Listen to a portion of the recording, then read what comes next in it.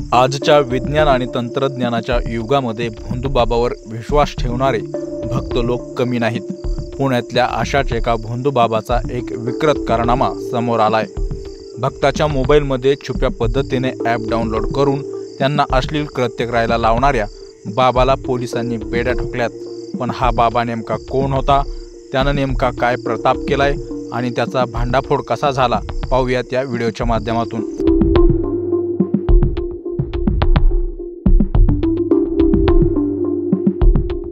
भक्ताला आंघोळ घालणारा बाबा, महिला भक्तासोबत नाचणारा बाबा आणि भक्तांच्या मोबाईलमधील डेटा चोरणारा हा बाबा, पुरुष भक्तांची मालिश करणारा बाबा, त्यांना आंघोळ घालणाऱ्या या बाबाचं ग्रस्त गेल्या काही दिवसात पुणे आणि आसपासच्या परिसरात चांगलंच वाढलं होतं।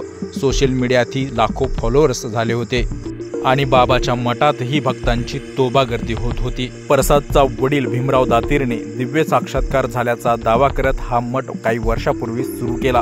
पुढे शियेपर्यंतचं शिक्षण झाल्याचा दावा करणारा प्रसादने 2022 मध्ये स्वतः मठात बाबा बनवण्याचा निर्णय घेतला। मात्र त्याचा हा निर्णय भक्ताकडून पैसे उकळल्याबरोबरच त्याच्याशी समलैंगिक संबंध प्रस्थापित करता यावेत यासाठी होता। पण हा भोंदू प्रसाद बाबा त्याच्या मठात आलेल्या भक्तांचे मोबाईल फोन मागून घ्यायचा आणि त्यानंतर तो काय करायचा ते पहा। ग्रह दोष असल्यामुळे मोबाईलमध्ये कंपास ॲप डाउनलोड करावं लागेल असं कारण तो द्यायचा। मात्र ते ॲप डाउनलोड करताना तो एअरड्रॉइड किड हे आणखी एक ॲप चोरून डाउनलोड करायचा।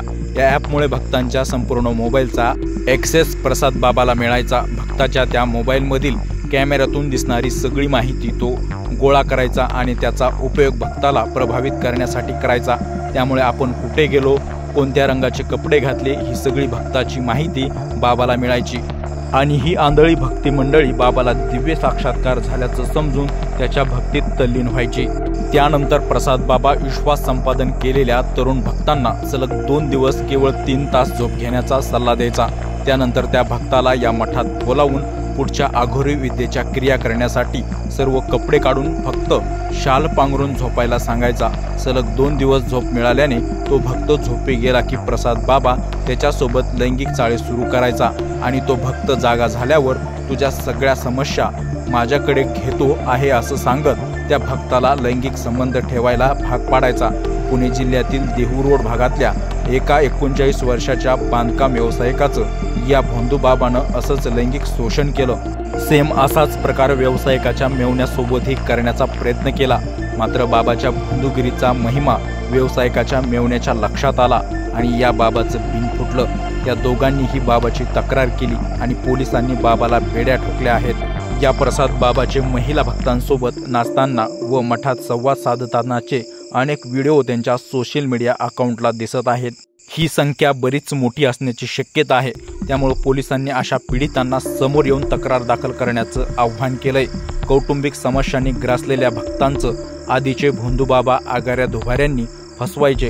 प्रसाद बाबा हा आधुनिक काळातील भोंदू आहे, म्हणून त्याने भक्तांना फसवण्यासाठी मोबाईल ॲपचा आणि आधुनिक तंत्रज्ञानाचा उपयोग केला। पण आश्चर्य वाटतं ते त्याच्या नादी लागणाऱ्या भक्तांचं। शिकल्या सवरलेले लोक जोपर्यंत त्यांच्या समस्याचं उत्तर अंधश्रद्धेमध्ये शोधत राहतील तोपर्यंत प्रसाद बाबासारखे भोंदू तयार होत राहतील।